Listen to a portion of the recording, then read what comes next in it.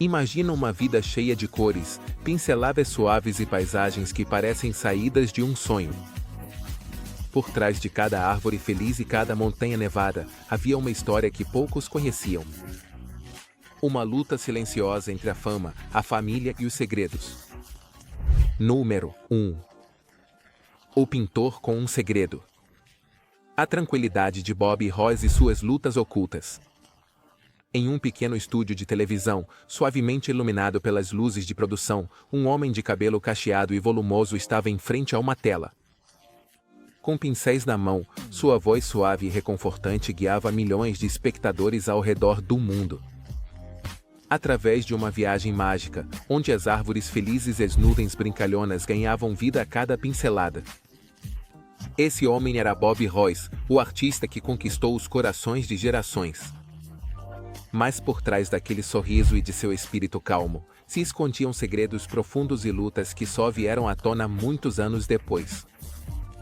Bob Ross, conhecido por sua infinita paciência e atitude zen, era, na verdade, um homem que havia enfrentado muitas tempestades.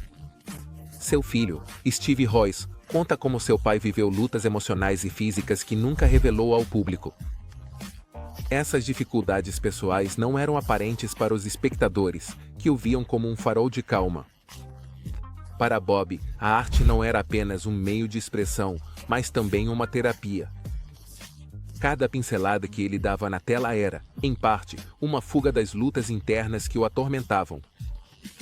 Um dos aspectos mais trágicos da vida de Bob foi sua batalha contra o linfoma, um tipo de câncer que afetou sua saúde durante os últimos anos de sua vida. E Steve revela que seu pai, apesar de se sentir cada vez mais fraco, nunca parou de pintar.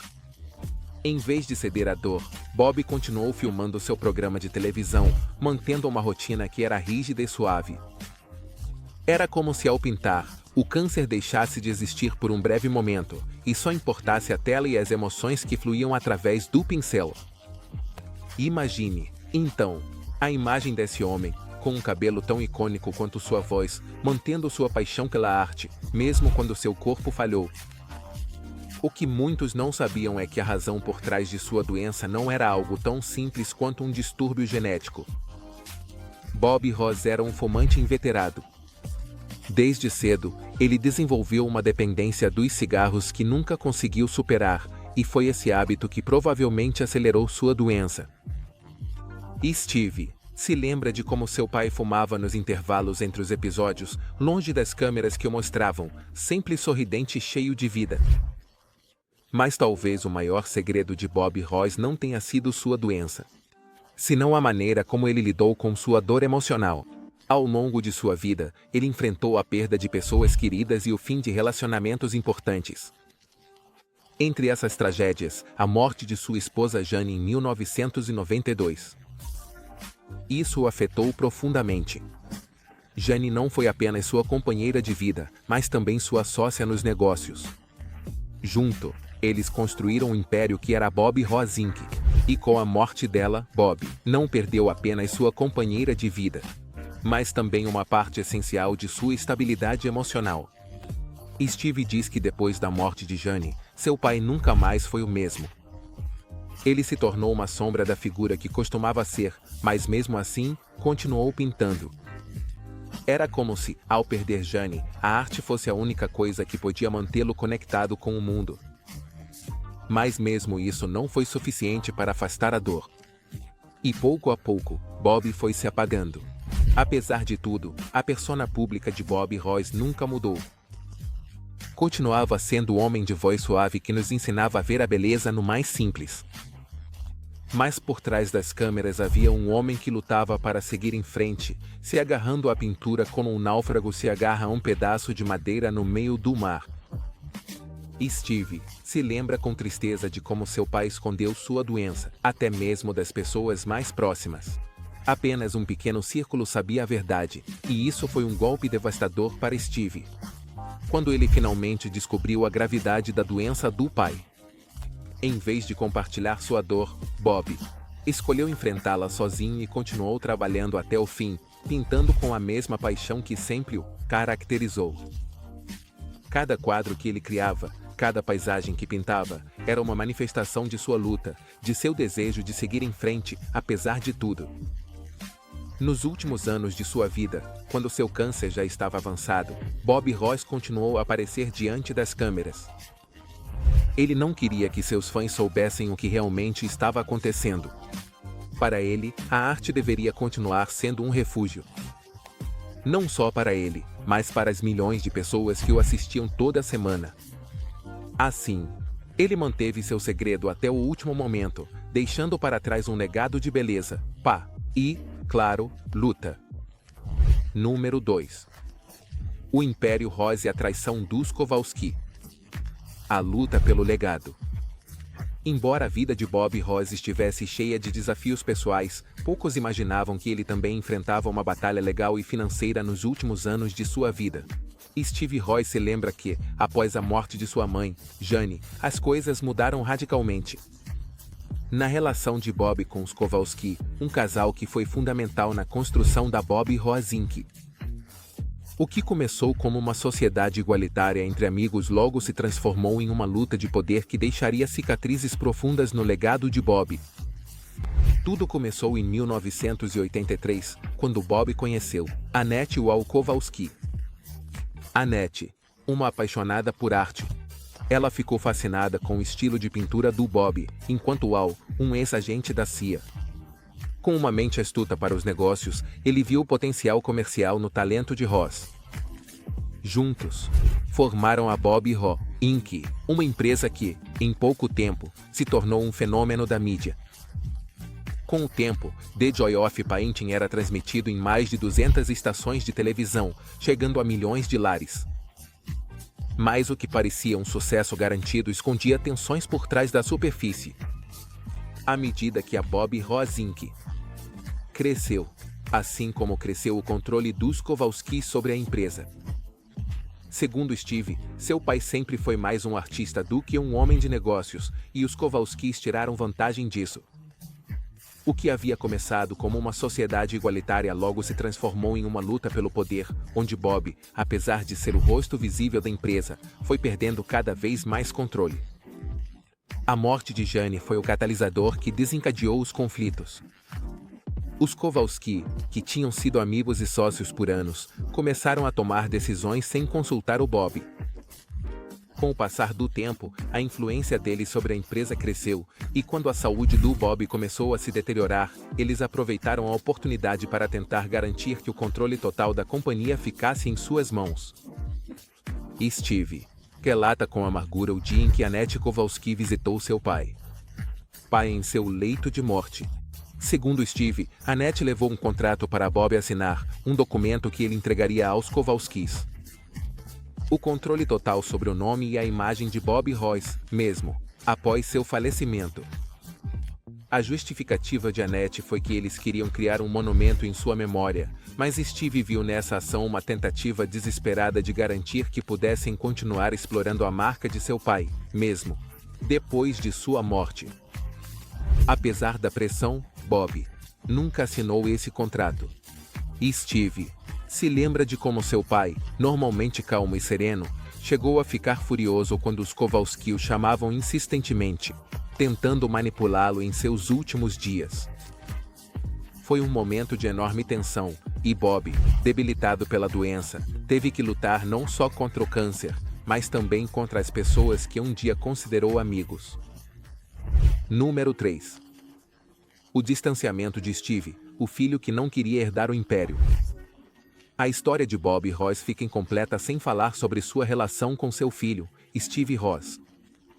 Muitos o lembram por ter aparecido em vários episódios de The Joy of Painting, acompanhando seu pai no set, enquanto ambos pintavam com a mesma técnica de úmido sobre úmido. Mas o que pouca gente sabe é que, apesar de compartilhar talento artístico, Steve tinha outros sonhos. E ele não queria seguir os passos do pai. Essa diferença de visão gerou uma distância entre os dois, que só se fecharia nos últimos dias da vida do Bob. Steve era o segundo filho do Bob, fruto de seu primeiro casamento com Vivian Rich, e desde jovem mostrou talento para a pintura. Sob a tutela de seu pai, Steve Aprendeu as técnicas que tornaram Bob famoso e, eventualmente, se tornou um pintor talentoso por mérito próprio. Bob, orgulhoso de seu filho, via nele o herdeiro natural de seu império artístico. E ele tinha grandes expectativas de que algum dia Steve continuasse o legado de The Joy of Painting. No entanto, Steve tinha outros planos, embora gostasse de pintar e respeitasse muito seu pai.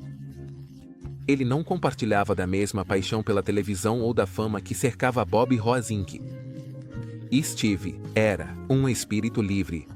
E a ideia de ficar preso a um programa de televisão e a uma marca que levava o nome de seu pai não lhe parecia atraente. Essa diferença de visão gerou tensões entre pai e filho, especialmente quando Bob tentava convencê-lo de que o mundo precisava de mais artistas como eles, capazes de ensinar milhões pela televisão. O distanciamento não foi imediato, mas sim progressivo. À medida que Steve foi amadurecendo, ele começou a tomar decisões que o afastaram do mundo da arte na televisão. Bob, por outro lado, não conseguia entender por que seu filho não queria seguir seu caminho, especialmente quando Steve tinha um talento tão evidente. Em várias entrevistas, Steve confessou que sentiu muita pressão do pai da empresa para se tornar o próximo Bob Ross. Essa pressão, em vez de motivá-lo, o empurrou a se distanciar ainda mais. Durante anos, Steve e Bob mantiveram uma relação cordial, mas fria. Enquanto Bob continuava sendo a figura pública que todos adoravam, Steve vivia sua vida longe das câmeras. Continuava pintando, mas fazia isso para si mesmo, evitando o foco da mídia. Esse distanciamento afetou profundamente Bob, que esperava que seu filho assumisse o legado quando ele não pudesse mais pintar na televisão. Mas Steve, decidido a traçar seu próprio caminho, ele se recusava a aceitar esse papel. A situação chegou ao seu ponto mais crítico quando Bob adoeceu. Apesar das diferenças, Steve sempre admirou e amou seu pai. E quando o diagnóstico de linfoma veio à tona, Steve sentiu um profundo arrependimento por não ter passado mais tempo com ele. Com o avanço da doença, Steve começou a visitar seu pai com mais frequência, e aos poucos, a relação entre os dois começou a se curar. Foi um processo lento e doloroso, mas finalmente, nos últimos meses de vida de Bob, pai e filho conseguiram se reconciliar. Número 4. A batalha legal pelo legado de Bob, os Kowalski, contra a família Ross. Embora a vida de Bob Ross tenha sido cheia de momentos memoráveis diante da tela, sua morte marcou o início de uma batalha legal sombria e amarga que colocou os Kowalski, antigos sócios comerciais, contra a própria família de Bob.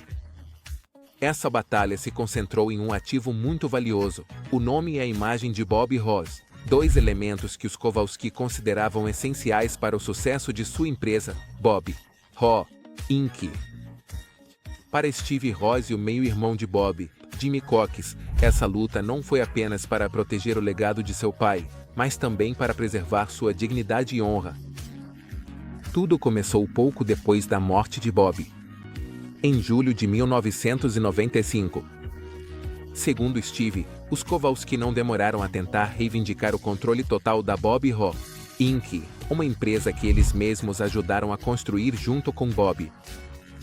No entanto, Bob deixou claro em seu testamento que os direitos sobre seu nome e sua imagem deveriam ser para seu filho e seu meio-irmão. Isso não impediu os Kowalski, quem iniciou uma série de ações legais para assumir o controle total da marca. A primeira sinal de problemas apareceu quando Annette Kowalski, após a morte de Bob, disse a Steve que ele não podia usar o nome de seu pai para nenhum negócio relacionado à pintura. Essa afirmação caiu como um balde de água fria para Steve, que havia crescido vendo seu pai e os Kowalski construindo juntos o império da Bob Ross Inc.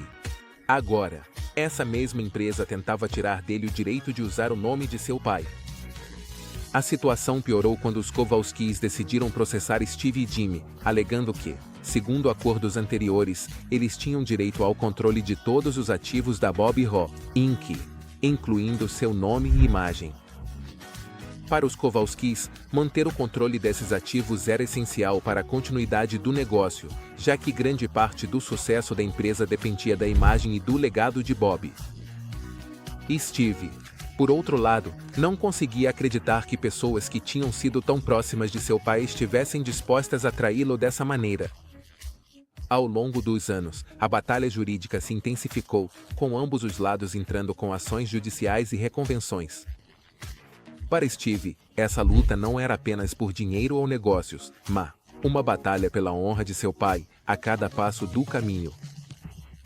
Steve sentiu que os Kowalski estavam mais interessados em explorar a imagem de Bob do que em preservar seu verdadeiro legado artístico.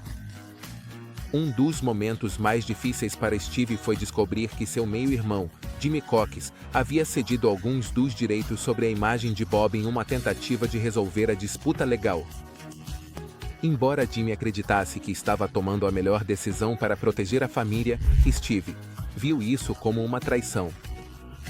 Com esse movimento, os Kowalski adquiriram ainda mais controle sobre o legado de Bob Ross, o que fez Steve lutar ainda mais para proteger o que restava. Apesar de seus esforços, Steve perdeu a batalha legal em junho de 2019.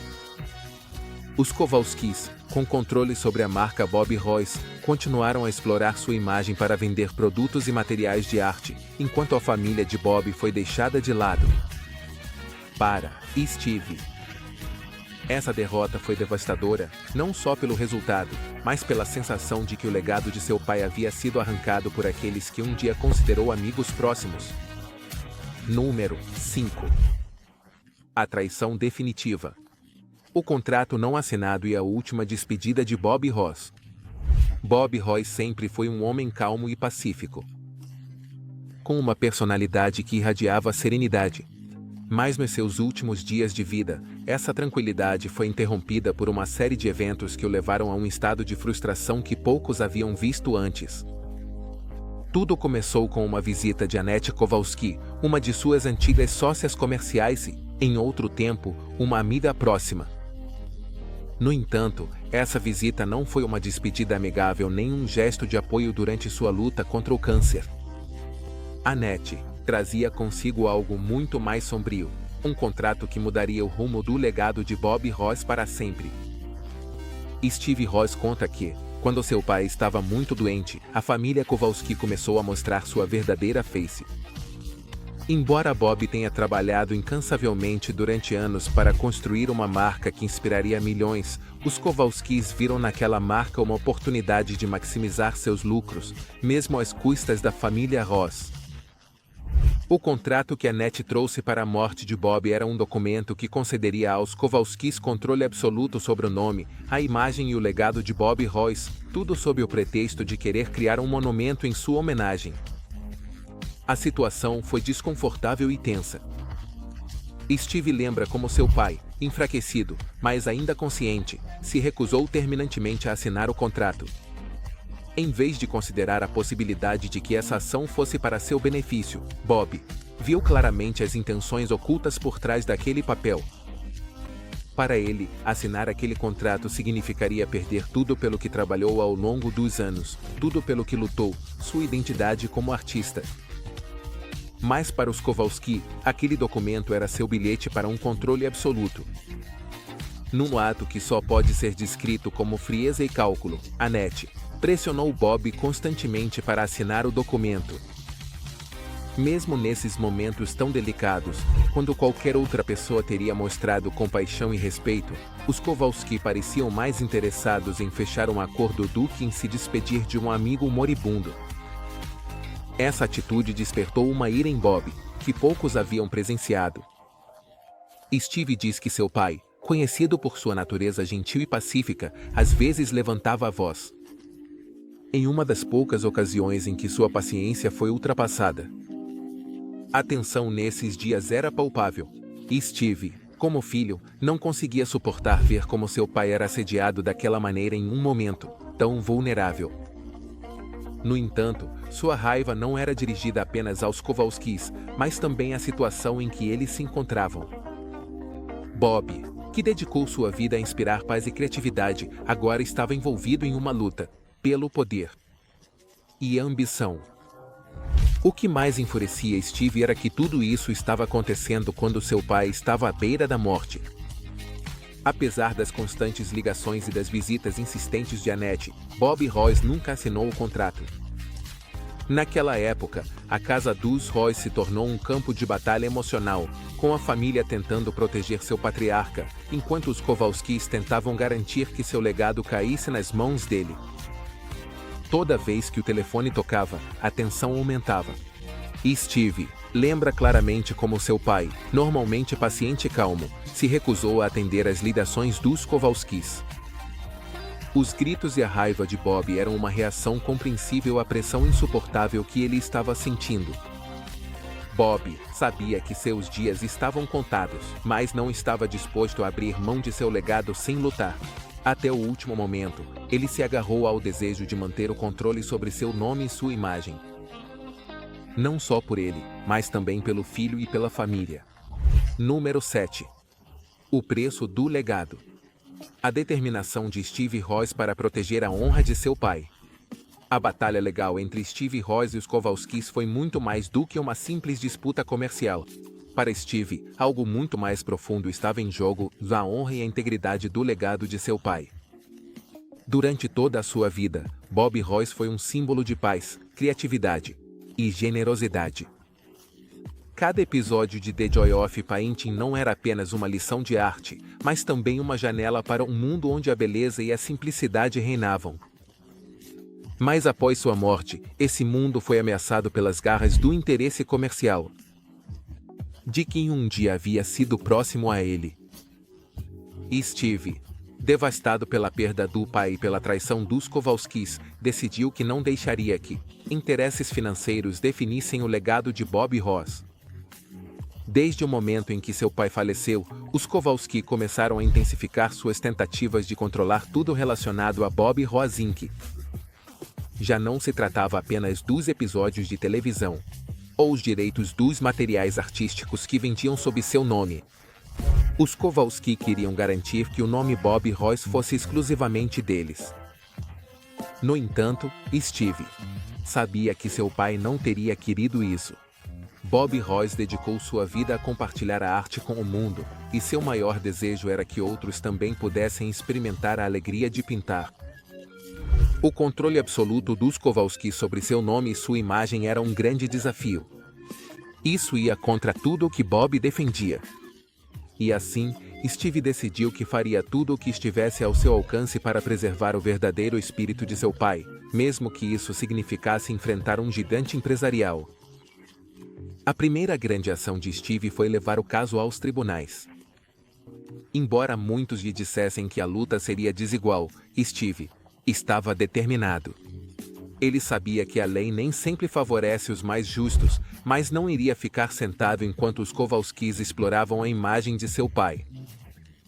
Os primeiros meses da batalha legal foram particularmente difíceis. Steve estava lidando com a dor da perda do pai e, ao mesmo tempo, tinha que enfrentar uma máquina jurídica que parecia imbatível. Os Kowalski contavam com uma equipe de advogados experientes e tinham todos os recursos financeiros necessários para prolongar a disputa pelo tempo que fosse preciso. Apesar das dificuldades, Steve não desistiu. A cada dia que passava, sua determinação ficava mais forte. Para ele, lutar pelo legado do pai era uma forma de honrá-lo, de garantir que seu espírito e valores sobrevivessem. Bob Ross não era um homem ganancioso nem ambicioso. Sua única paixão era ensinar arte e ajudar outras pessoas a encontrar paz no processo criativo. Os Kowalski, por outro lado, pareciam estar apenas interessados no dinheiro que podiam ganhar explorando sua imagem. A batalha legal não foi fácil. Steve se lembra de como, mais de uma vez, sentiu que as probabilidades estavam contra ele. Os Kowalski usavam todos os truques legais à sua disposição para desgastar a família Ross. Mas Steve não estava sozinho.